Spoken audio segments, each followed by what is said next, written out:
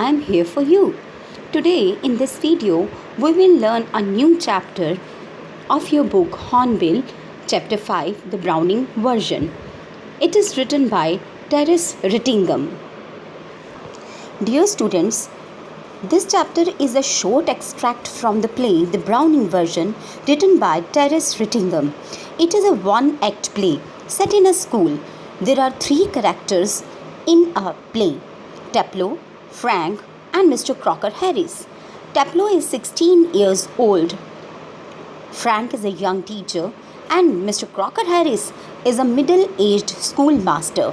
Taplow has arrived in the school to do extra work for Mr. Crocker Harris. He meets Frank and they both engage in a conversation. While Taplow waits for Mr. Harris, later enter Millie, Mrs. Crocker Harris, who talks to Taplow. Dear students, now I am going to tell you the summary of the chapter. The scene is set in a school where Taplow arrives to do extra work on the last day of Mr. Crocker Harris as he missed a day before. Scene जो है वो एक school का है जहाँ पे जो टेप्लो है वो कुछ एक्स्ट्रा काम करने के लिए लास्ट डे आता है क्योंकि एक दिन पहले उसने एक क्लास मिस कर दी थी. He finds Frank a science teacher in the school.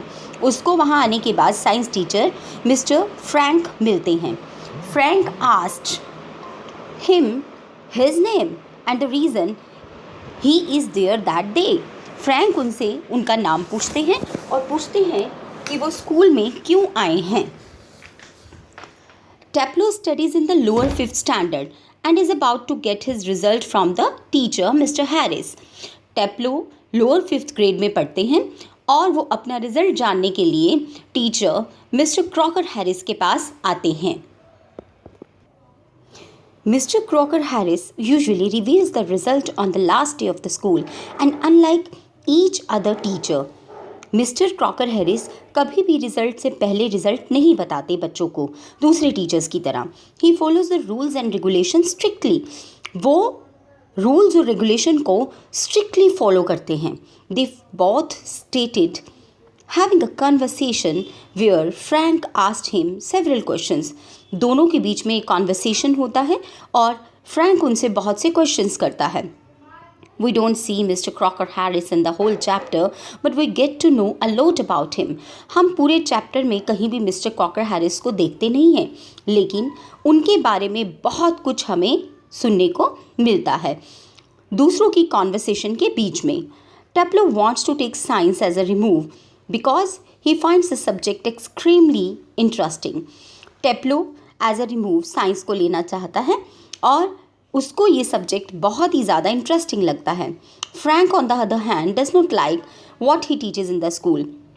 हालांकि मिस्टर फ्रैंक एक साइंस के टीचर हैं, फिर भी वो कहते हैं कि उनको ये सब्जेक्ट अच्छा नहीं लगता. Mister Crocker Harris who was a strict teacher, he told Taplow that he will get what he deserves. जब Taplow उनसे अपने रिजल्ट के बारे में पूछता है तो मिस्टर क्रॉकर हैरिस कहते हैं कि जो आप डिज़र्व करते हो आपको वो मिल जाएगा. Nothing less and nothing more and this makes him tensed. ना ज़्यादा न कम. इस बात से Taplow थोड़ा टेंस हो जाता है. Taplow further imitates mister Harris twice in front of mister Frank. अब मिस्टर फ्रैंक जो कि दूसरे टीचर हैं उनके आगे Taplow मिस्टर क्रॉकर हैरिस की 2 बार नकल उतारता है. Franks admits that he envies mister Crocker Harris. Frank जो कि टीचर हैं वो क्लियरली एडमिट करते हैं, स्वीकार करते हैं कि वो मिस्टर क्रॉकर हैरिस से जेलसी करते हैं because of the effect he has on them, क्योंकि बच्चों के ऊपर उनका बहुत ही अच्छा प्रभाव है. Taplow told him that he never show his emotion like other teachers.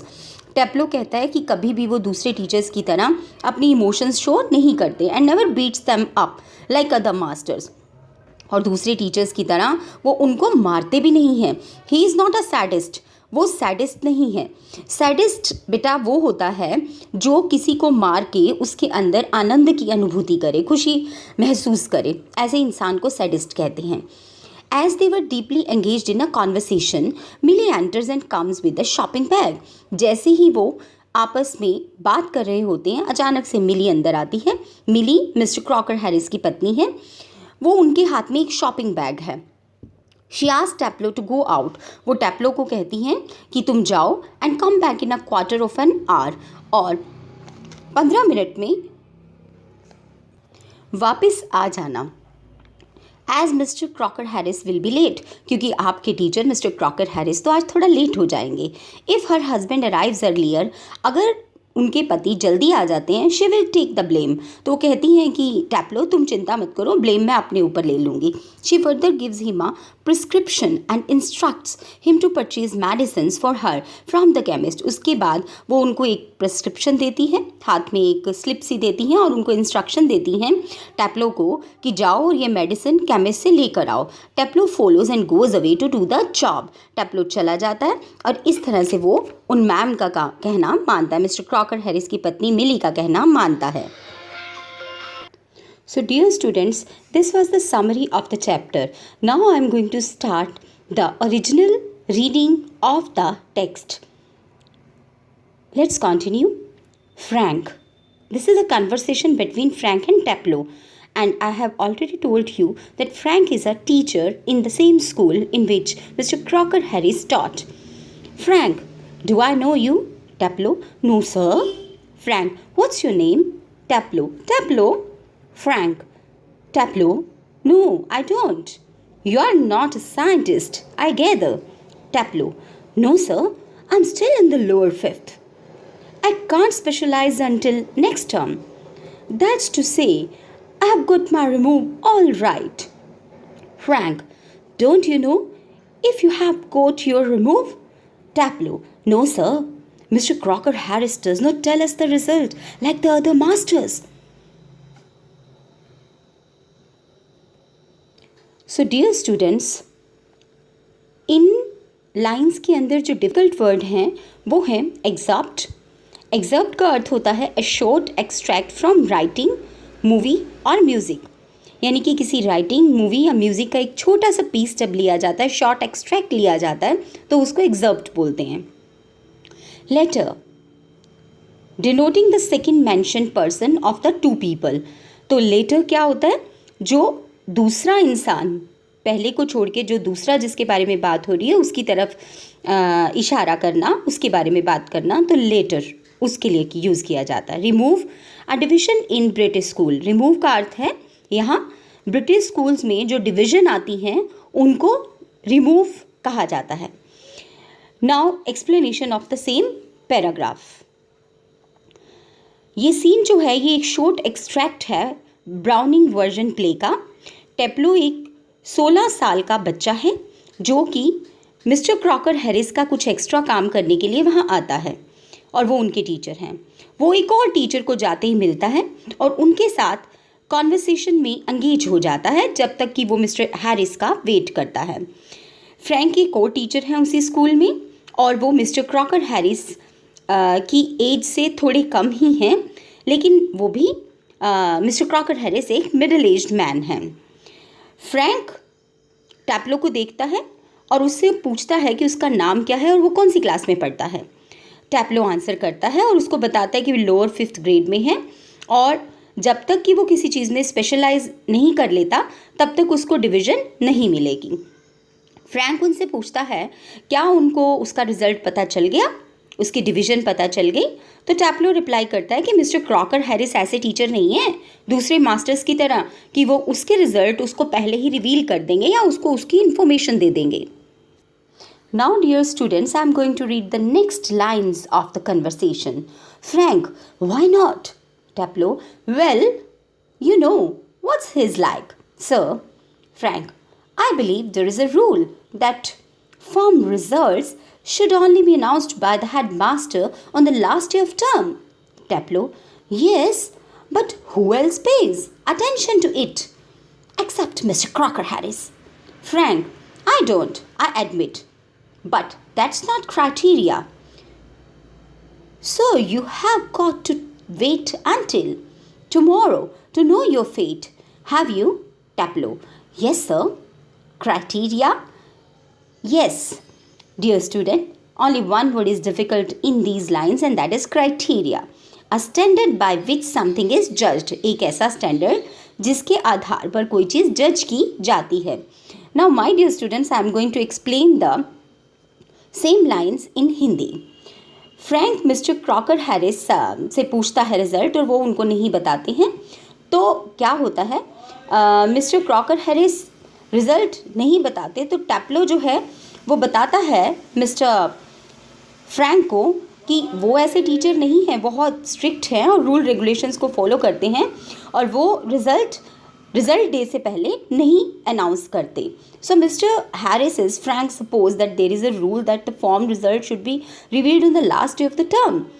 फिर टैप्लो एग्री हो जाता है और वो कहता है कि मिस्टर हैरिस, मेरे टीचर जो मिस्टर क्रॉकर हैरिस हैं वो इन रूल्स को बहुत ही स्ट्रिक्टली और सीरियसली फॉलो करते हैं. फ्रैंक उनसे शेयर करता है कि he does not follow it. कहता मैं नहीं फॉलो करता इन सब बातों को. स्टिल टैप्लो कहता है कि नहीं मैं तो इस बात से एग्री हूँ जो मेरे mister Crocker Harris teacher follow करते हैं और मैं उनकी बात से बिल्कुल सहमत हूँ और मैं कल तक रिज़ल्ट का इंतज़ार करूँगा. Now dear students, I am going to read the next few lines. Frank, supposing the answer is favorable, what then? Taplo, oh, science, sir, of course. Frank, yes, we get all the slackers. Taplo, protestingly, I'm extremely interested in science, sir. Frank, are you? I'm not. Not at least in the science I have to teach. Taplo, well, anyway, sir, it's a good deal, more exciting than this muck, indicating his book. Frank, what is this muck? Taplo, Aeschylus, sir. Frank, and your considered view is that the Agamemnon is muck? Taplo, well, no, sir. I don't think the play is muck. Exactly, I suppose in a way it's rather a good plot, really. A wife murdering her husband and all that.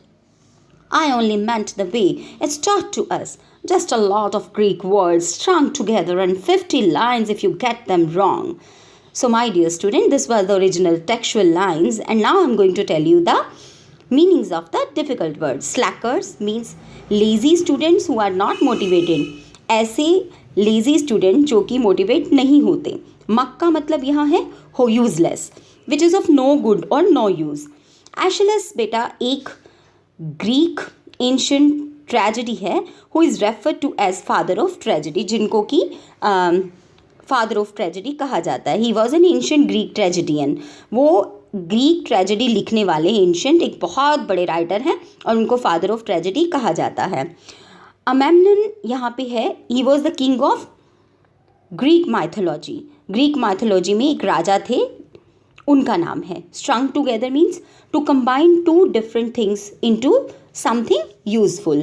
दो चीज़ों को अलग अलग जो हों उनको combine करना किसी एक यूजफुल थिंग में. सो डियर स्टूडेंट्स, अब मैं आपको इसको हिंदी में एक्सप्लेन करने जा रही हूँ. फ्रैंक पूछता है टैप्लो से कि आगे तुम लेने में क्या इंटरेस्टेड हो. तो टैप्लो जवाब देता है कि निसंदेह मैं तो साइंस ही लूँगा. फ्रैंक उसे कहता है कि कुछ लेज़ी स्टूडेंट्स हैं जो कि साइंस में अच्छे नहीं होते. सो टैप्लो क्लैरिफाइज, वो भी क्लैरिफाई करता है कि मैं खुद साइंस पढ़ाता हूँ लेकिन मुझे साइंस अच्छी नहीं लगती. तो फ्रैंक उसको कहता है कि he is not interested in science which he has to teach in the school, जो कि उसको स्कूल में मजबूरी में पढ़ाना पड़ता है लेकिन उसको साइंस पसंद नहीं है. तो टैप्लो सोचता है कि वो सब्जेक्ट जो फ्रैंक खुद पढ़ाता है is still a good deal than the book he sir currently reading. कमाल की बात है कि सर खुद पढ़ाते और सर को खुद अच्छी नहीं लगती. Upon asking about the book के बारे में पूछते हुए टैप्लो टेल्स हिम, टैप्लो उनको बताता है about the name of the author and the book, उस ऑथर के बारे में और उस बुक के बारे में. ऑथर का नाम है एशलस और बुक का नाम है द अमेम्नन. सो टैप्लो फर्दर शेयर करता है अपना व्यू इस बुक के बारे में कि ही थिंक्स कि प्लॉट तो बहुत अच्छा है लेकिन जो इसके अंदर ग्रीक वर्ड्स यूज़ किए गए हैं और उनको यूजलेसली कॉम्बिनेशन उनका यूज़ किया गया है टुगेदर, और जिस तरह से वो पढ़ाए जाते हैं बस वो तरीका और वो वर्ड्स ग्रीक वर्ड्स जो है ना वो उसको अच्छे नहीं लगते.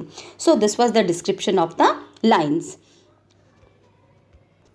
सो dear students, I have told you about the introduction of the poem chapter, the Browning version, and I have told you line by line explanation in Hindi of almost one third of the chapter.